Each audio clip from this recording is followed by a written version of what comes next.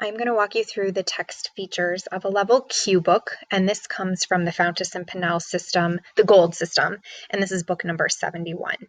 This one is called Basketball Changing the Game. Now, this book is a graphic text. You can go ahead and see here as I scroll down just the graphic text nature of this book. Now, a graphic text is not entirely new at a level Q. You can actually start seeing graphic texts around the level M, which would be for an on grade level reader, which would be around the end of second grade. But the graphic texts that would come before this would be really about teaching the child how to read a graphic text, and it would be pretty simple. This is a graphic text at a level Q that is definitely more complex. That's why I've chosen it. And then I haven't picked any graphic texts for any of the other levels. So I'll just scroll through it so you can see the more complex nature of this, the different fonts that are used, the different pictures and captions and speech bubbles and thought bubbles, which, as we know, are all typical features of a graphic text. Some text structures that could be entirely new at a level Q would be books that are written in diary form, or books that are written in series, or books with sequels. So the first thing that comes to my mind is The Diary of a Wimpy Kid. That is not only written in diary form, but that also is a series of books, and the reading level right there is definitely Q and at a fourth grade reading level.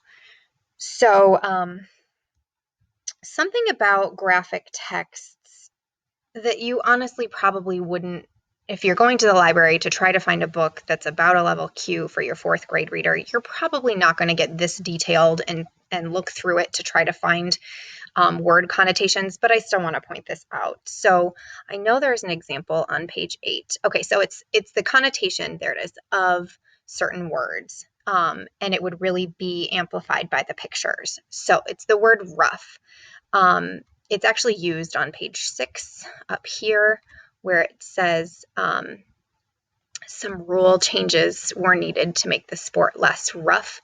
And then it's used, and then there's all these pictures, and then there's the usage of the word again, that basketball was rough in the 1890s. So the connotation of the word here, we know that it actually means it's an uneven type surface, but the connotation here is that basketball was dangerous, or, looking at the pictures, you can even tell that might carry the connotation of even a little savage, because a child could see these pictures and say, wow, that looks really dangerous. It looks like fans could intervene in the game and injure the players. It looks like there's way too many people on the court in this picture. It looks like the players can jump out and run into the stands and the game's still continuing. So the connotation of the word rough is really shown very well throughout all of the pictures on these couple pages in this graphic text. Like I said, you're not probably going to get that detailed when you're looking for a book for a fourth grade level Q reader, but it's important to note as well. Books at this level are still likely to have glossaries. This one does. We've seen that plenty of times before. They are still likely to have different kinds of captions and author's notes and references. So that's nothing new. A book at a level Q could require some content knowledge prior to reading this. Not always. This book is about basketball, obviously, and it doesn't require knowledge of basketball before reading it, though if you have knowledge of basketball, that's obviously going to help quite a bit.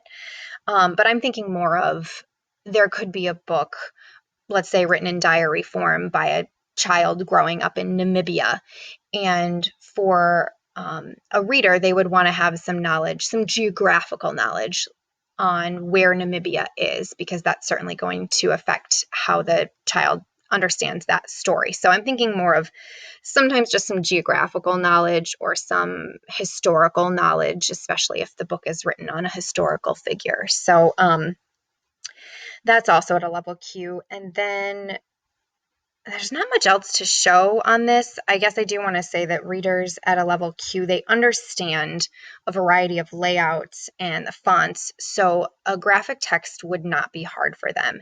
If you have a child who's very adept at reading graphic novels, understands the left from right movement, understands reading a caption versus thought bubble, they're likely right at a level Q, if not higher,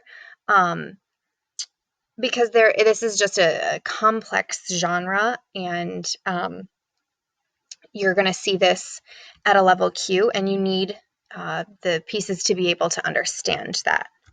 So I think that's about everything I wanted to mention for this. Yeah, that's a level Q.